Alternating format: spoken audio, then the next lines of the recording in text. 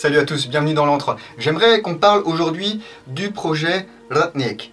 Ratnik, guerrier en français, Ratnik en russe. Alors désolé pour mon accent russe, enfin ou pour ma prononciation même, il n'y en a pas. C'est un programme qui a vu le jour au début des années 2010 et qui correspond un petit peu à notre programme félin de modernisation du combattant de l'armée russe.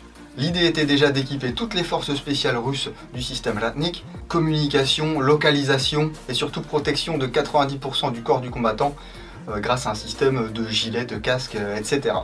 Comme ça va un petit peu plus vite qu'en France, en 2014, il y avait déjà beaucoup de soldats qui étaient équipés. Les tests ont été conduits, le matériel a été validé et en parallèle, la manufacture Izhmash, qui construisait une partie de l'arsenal des AK, a participé au projet Ratnik en proposant un prototype d'AK-12, série AK-200. Vous pouvez voir à l'écran le premier prototype, donc avec ses contrôles de tir ambidextre. On avait un burst de 3, un cran de sûreté séparé, une crosse avec un appui-joue réglable, et surtout on avait la possibilité de changer le calibre rapidement, du 5,45 par 39 au 7,62 par 39, au 7,62 par 51, et oui, autant, et au 5,56, il s'agissait juste de remplacer le canon. Ce prototype n'a pas été validé, et je vous parlais d'Izhmash en début de vidéo, c'était renommé à peu près à la même période en Kalashnikov Concern, dans une sorte de conglomérat. Du coup ils ont planché sur un nouveau prototype, celui que vous pouvez voir à l'écran maintenant, le look était assez ressemblant, mais on passe sur une crosse qui est réglable en longueur, exit l'appui-joue réglable, et puis on repart sur un seul sélecteur à 4 positions, sûreté, full, burst de 3 et semi, tout en ayant bien sûr la possibilité de monter les lance-grenades GP25, de monter tout un tas d'optiques dessus, la baïonnette de service. C'était peut-être un petit peu trop de modernité d'un seul coup. Mais ce proto n'a pas été le seul à être présenté, il y a eu d'autres itérations. On croyait le projet AK-12 complètement abandonné, et puis avec surprise, fin janvier 2018, il y a eu un communiqué de Kalashnikov Concern disant l'AK-12 et l'AK-15, donc AK-12 en 5,45, AK-15 en 7,62, ont été adoptés comme armes de remplacement pour l'armée russe.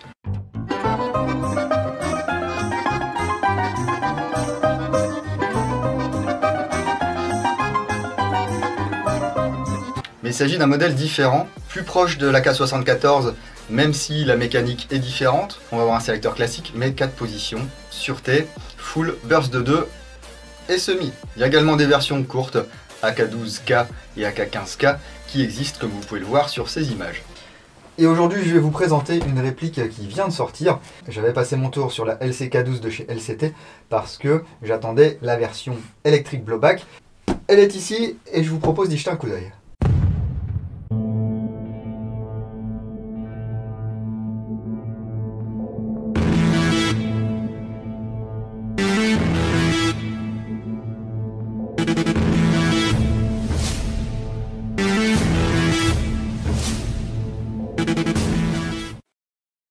Donc avant de commencer, je vais remercier LCT qui m'a envoyé cette réplique afin que je puisse vous la présenter. Elle n'est pas encore dispo dans nos contrées. En Asie, vous pourrez la trouver aux alentours de 430 $. Sachant que le modèle normal était à peu près à 430 € déjà en France, là on pouvait la trouver. 430 $, c'est 60 $ de plus que la version non blowback. Donc quand ça arrivera en France dans les semaines qui vont arriver là, je suppose qu'on sera quand même proche d'un prix public de, allez, pas loin de 500 €. Et moi j'ai peur que par rapport à la concurrence qui va arriver très bientôt et très vite chez EL et chez Arcturus, eh bien LCT soit un petit peu trop placé au niveau tarif. Mais ça on verra quand ça sortira. On a une boîte générique ici, LCT Airsoft, avec la mention ici EBB, et puis un petit autocollant là, qui nous permet de voir quel type de réplique est dans la boîte. On va passer rapidement, de toute façon il n'y a pas 36 trucs dans la boîte. On retrouve la documentation. Voilà.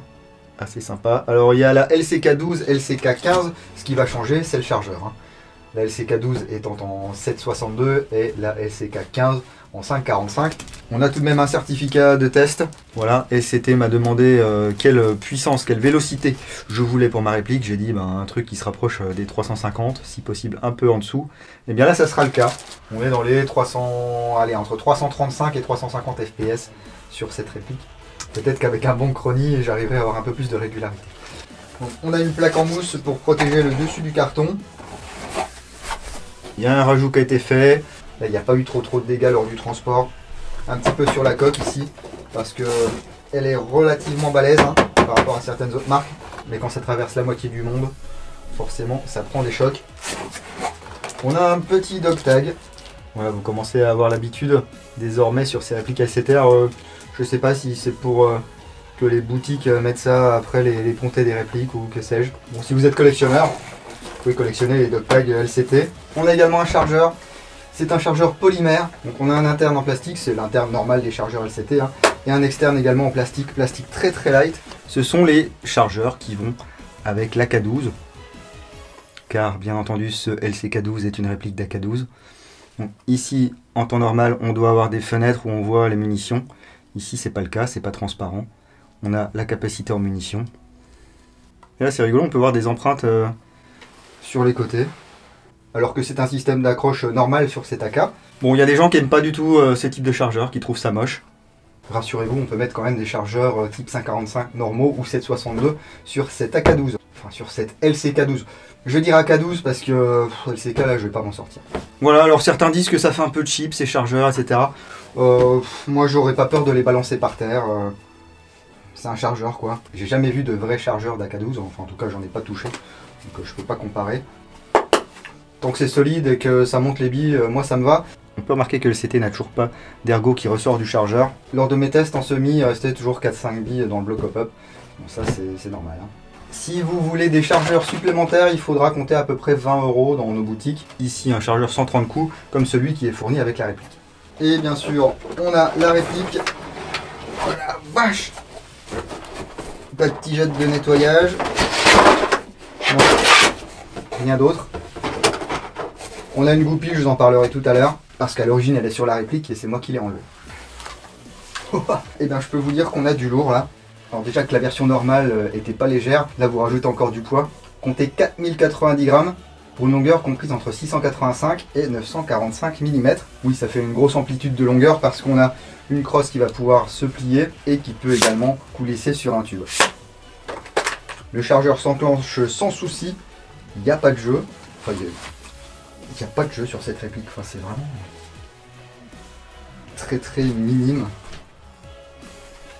C'est un pavé le truc, franchement. Si vous manque un barreau à votre échelle, vous mettez ça. Hein. On a de l'acier, ce qui n'est pas en acier, c'est en plastique renforcé. Et une fois le chargeur enclenché sur la réplique, franchement ça dénote pas. Hein. Alors, pas la peine de chercher des marquages là-dessus, il n'y a pas de marquage Izmash, il n'y a pas de marquage Kalachnikov concerne. On a les marquages du cran sélecteur et regardez. Moi j'aime bien, on n'a pas du moite-moite. Aftomat et puis Odna ou je sais pas quoi. La position burst de 2 n'est pas présente sur cet AK. Est-ce que cette position et cette fonction sera présente sur les AK12 des concurrents?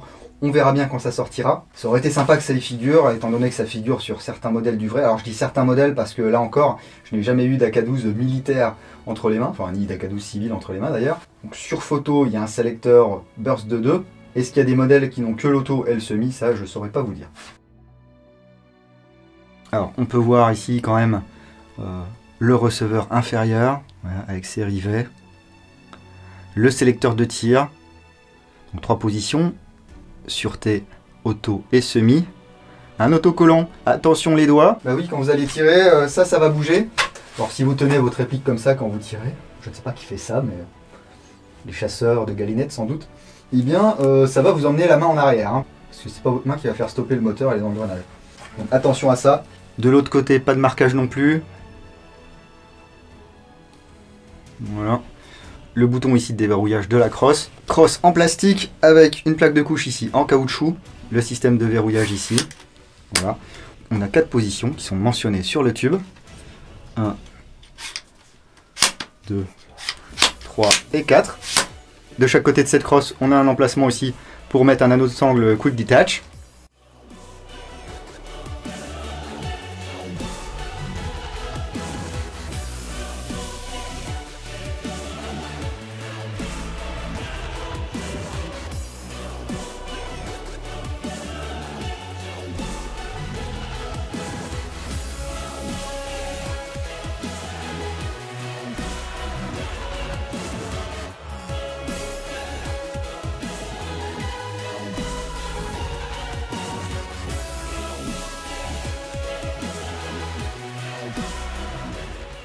Remarquez l'angle du tube de crosse, ouais, il est dans le prolongement du top cover ici, ce qui fait que lorsqu'on va épauler, on est droit et on va pouvoir viser et tirer sans peine.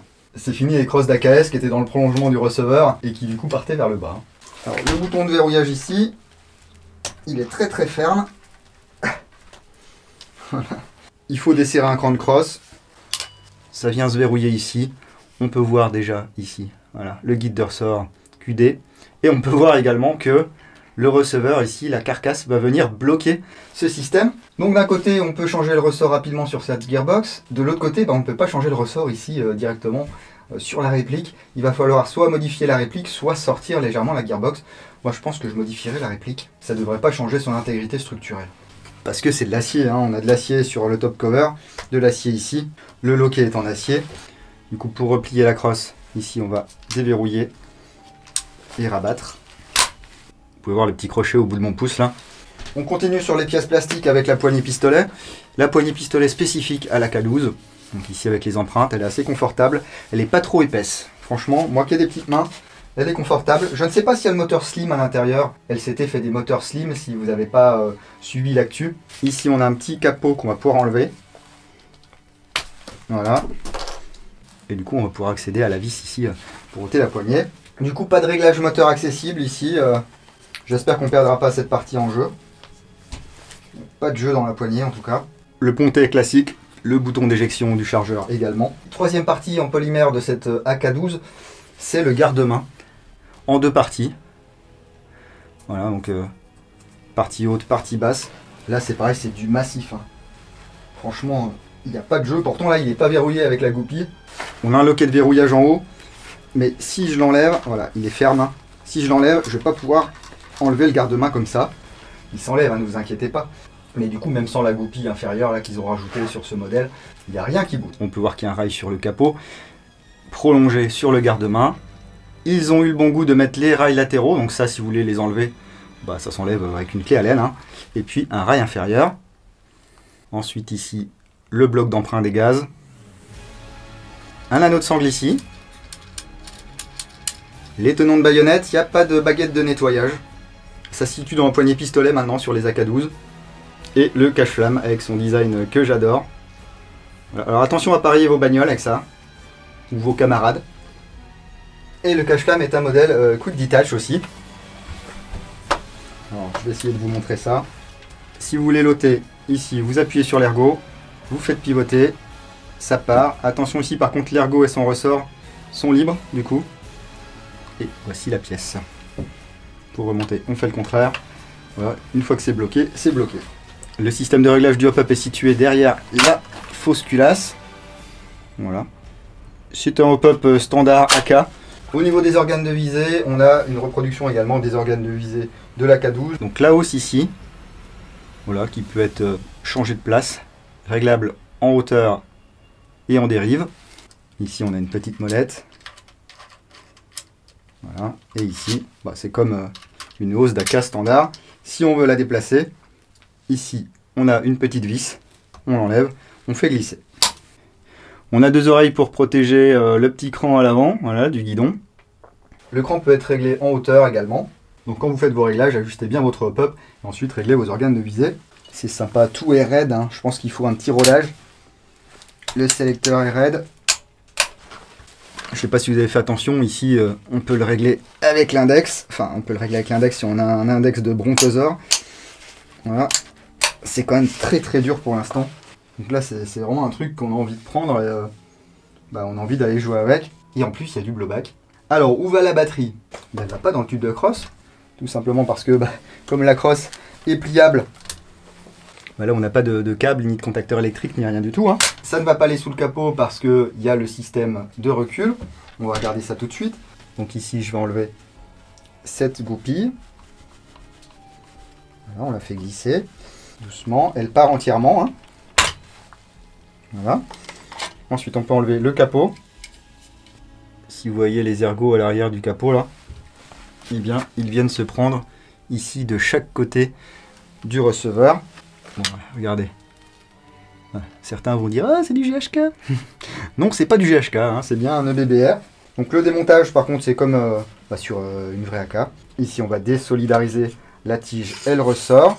Voilà, le ressort qui est vraiment très bien fait. en deux parties, comme les vrais. Regardez ici.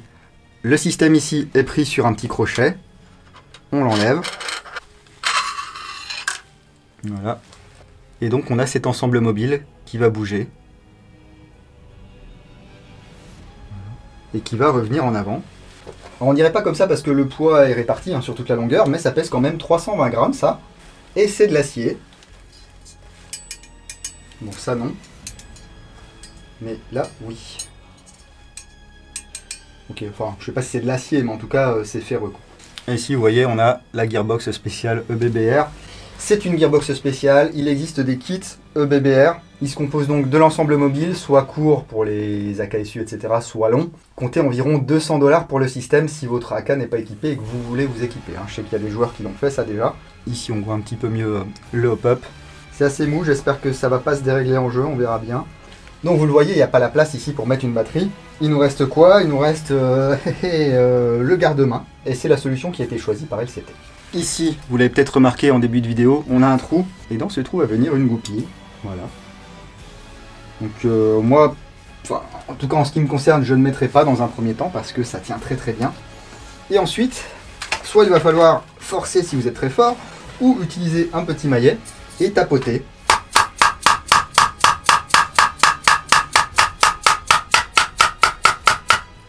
Voilà. Donc déjà, vers l'avant comme ceci. On peut voir que les deux parties restent solidaires. Et bien maintenant, il faut tapoter la partie du haut vers l'arrière. Et on peut désolidariser le garde-main. Voilà.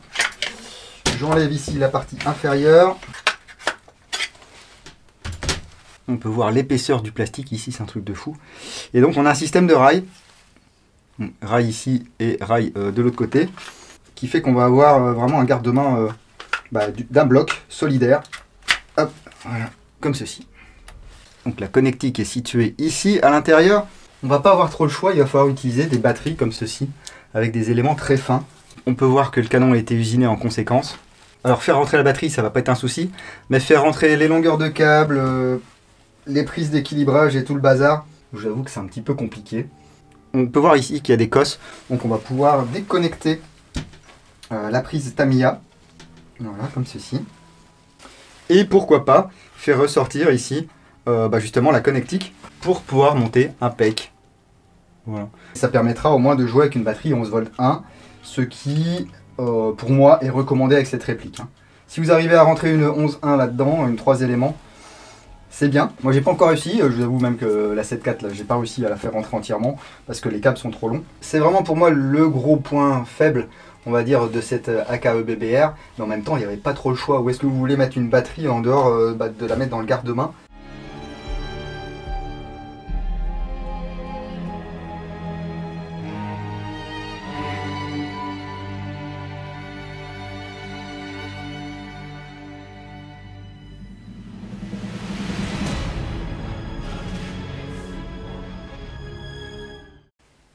Magique, saut dans le temps, voilà, on est 2 jours après le début de cette vidéo, j'ai eu le temps du coup de l'amener sur le terrain et de la tester, du coup je vais pouvoir vous en parler.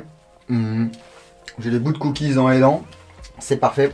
Du coup j'ai fait une petite modification pour aller jouer, parce que mettre ce type de batterie dans le garde-main, malgré la vidéo de chez LCT qui est très bien faite, et puis de toute façon il n'y a pas 36 solutions, sur mes batteries j'ai un petit peu trop long de câbles, du coup je galère.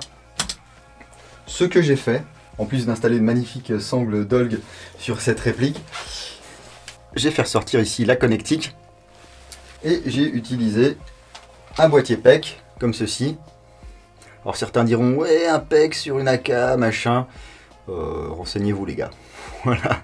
Et puis du coup j'ai une 7.4 là-dedans. Alors les 7.4 ça va être un petit peu mou du genou pour entraîner les 300 et quelques grammes de l'ensemble mobile. Ça fonctionne très bien sur l'AK de base. Bon, on est quand même à 8 bisecondes, c'est pas terrible. Du coup, je vais vous montrer ce que ça donne. Alors, si vous le mettez sur le dessus, comme ceci, il faudra mettre un optique, point rouge, lunettes, ce que vous voulez, parce que ça condamne un petit peu les iron sights, n'est-ce pas? Les organes de visée de base. Ok, donc là, c'est cool dad avant tout. Hein. Donc, je suis en 7 V 4 1400 mAh là. On va se mettre en semi.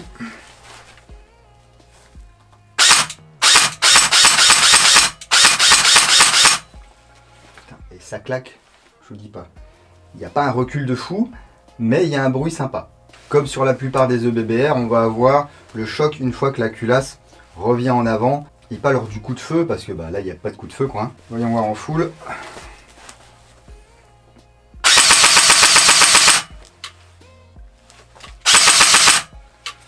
C'est sympa. Et alors si vous n'avez pas de PEC, il existe aussi la méthode dite du manouche malin. Je vous le disais, je suis à l'enjeu, donc le matin j'ai joué en 7.4, l'après-midi j'ai joué en 11.1. J'ai utilisé cette batterie Energy Airsoft, c'est une 11V1 1400 mAh 20C. Donc on n'a pas un énorme taux de décharge, enfin 20C c'est pas mal déjà, mais il y a plus haut. Hein. Je l'ai fait passer comme ceci et j'ai mis des élastiques. Voilà, les élastiques c'est fantastique. Bon, ça fait russophile quoi, non?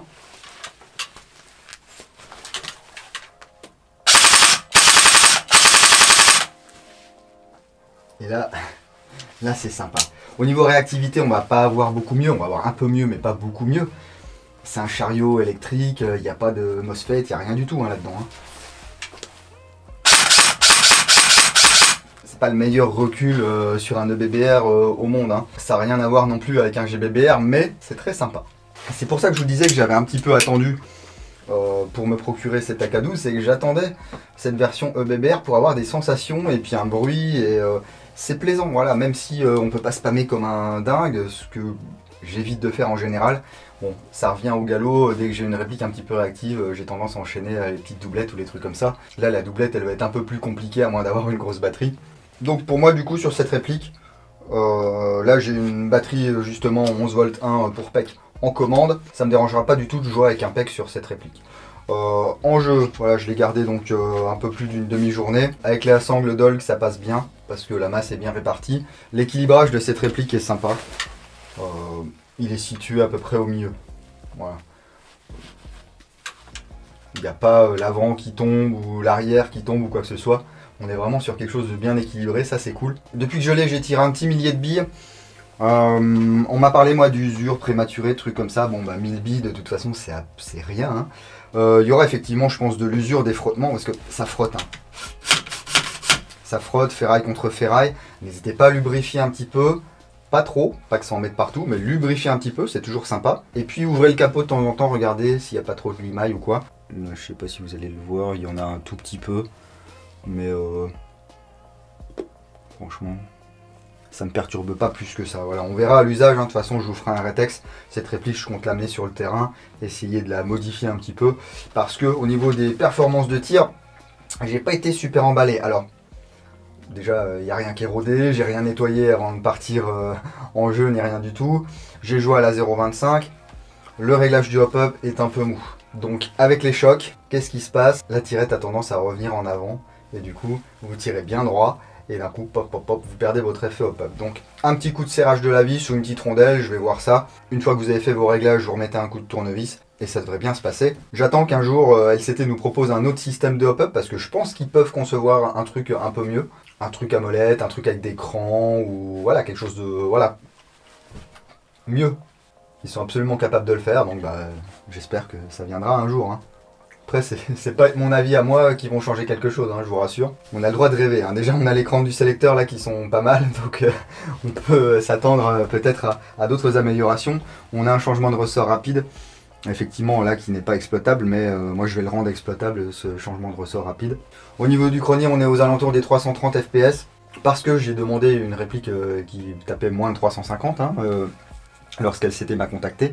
Eh bien, si lors de votre achat ça tape un peu fort, eh bien vous pourrez changer le ressort en déplaçant un petit peu la gearbox sans avoir forcément à tout ouvrir. Je vous propose d'aller regarder les résultats chroniques du coup.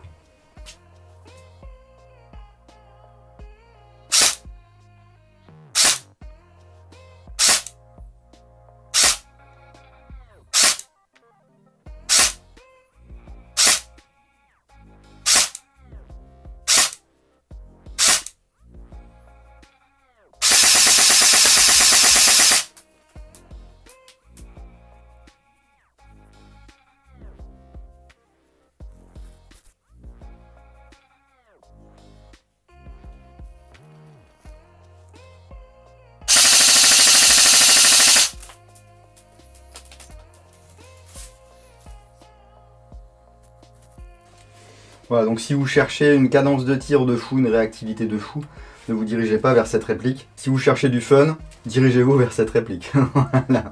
Alors au niveau des chargeurs, donc le chargeur d'origine, lui, il tient bien, il n'y a pas de jeu, il n'y a rien du tout. J'ai quelques autres chargeurs ici. J'ai un chargeur, il est où? LCT type 545. Je vous ai fait une vidéo sur ces chargeurs, hein. Bien entendu. Ça passe. Voilà. Et il n'y a pas de jeu non plus. Alors il est à noter, je vous l'ai pas montré, oui, que LCT a rajouté ici dans le puits de chargeur leur fameux spacer pour chargeur.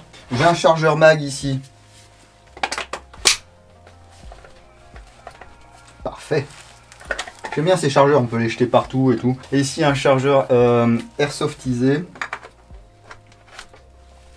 Alors il passe pas parce que je pense qu'il y aura quelques petits ajustements à faire. Bon, ceux-là ils vont sur des VFC, ils vont pas forcément sur du LCT. J'ai également ici un chargeur d'ID, les anciens ATM, vous savez, en 762. Comme ça peut faire AK15 aussi. En plus ils ont le petit téton, ceux-là ils sont pas mal. Et c'est pareil, il y a un léger jeu latéral. Mais voilà, on a ici un chouette AK15 ou une chouette AK15. On peut jouer comme on veut avec cette réplique. Et bien écoutez, que dire de plus à part que je suis presque méga fan. Voilà. Pourquoi je suis pas méga fan? Je vous le redis, l'emplacement pour la batterie qui est très étroit. Je ne sais pas ce qu'il y a comme moteur, c'est peut-être un high torque ou quoi. Mais du coup, pour entraîner les plus de 300 grammes de l'ensemble mobile, ça ralentit la réactivité, ça ralentit le cycle de la réplique. On a également le guide de ressort ici, changement rapide, qui est bloqué par le corps de la réplique. Mais à part ça, je kiffe. Voilà, alors je sais, vous allez me poser la question, est-ce que je dois acheter une NPO ou celle-ci ou attendre les Arcturus ou les EAL? Déjà, si vous voulez du blowback, c'est celle-là. Voilà. Après, au niveau des finitions, etc., ici on a un modèle, alors que chez NPO, vous vous souvenez de la vidéo, c'était une base G&G avec des pièces en impression 3D qui avaient été passées à l'acétone, etc. Le rendu est très bien, hein, c'est un chouette AK12. On a la vraie peinture et tout, et puis c'est russe, voilà, c'est NPO AEG, voilà, c'est russe. Mais du coup sur cette LCT, on a plus un tout, voilà, on sent que ça a été un produit qui a été conçu et qui a été usiné et prévu pour ça, quoi. Ne serait-ce que les pièces en polymère, ça n'a rien à voir avec celle du NPO AEG. Hein. Et on est moins embêté avec la compatibilité des chargeurs du coup. Dans tous les cas, n'hésitez pas à me dire dans les commentaires en bas ce que vous pensez de cette AK12. Est-ce que vous avez craqué pour la version non blowback? Est-ce que vous avez craqué pour la version blowback qui est déjà arrivée chez vous, que vous avez déjà joué avec? Est-ce que vous avez acheté un kit pour le monter dedans? Dites-moi tout. Alors si vous voulez une vidéo très intéressante sur le rétex de cette AK12, je vous invite à aller voir par ici la vidéo de la Bradva. Ils ont fait un chouette rétex, ils parlent de ce qu'ils ont fait sur leurs AK, ils parlent de comment ça fonctionne. Ils nous font saliver un petit peu avec leurs tests de tir également. Ils nous montrent les optiques qu'ils ont installées, les accessoires qu'ils ont installés. Voilà, c'est très intéressant. Et puis c'est un point de vue du mec qui va sur le terrain. Voilà, moi je vous montre de l'unboxing. Et là vous avez un rétex après quand même plusieurs semaines, voire plusieurs mois d'utilisation. Donc c'est toujours très intéressant. En tout cas, merci encore à toute l'équipe de Li Cheng Technique LCT pour leur confiance et pour leur gentillesse. N'hésitez pas à mettre un gros like sur cette vidéo, ça fait toujours plaisir. Vous pouvez également soutenir la chaîne en suivant le lien MyTip là en dessous si vous êtes français ou dans les dom-toms. Normalement, vous pouvez tiper gratuitement en remplissant des petits sondages. Sinon, vous pouvez mettre quelques centimes. Rien n'est obligatoire, mais sachez que ça m'aide pas mal.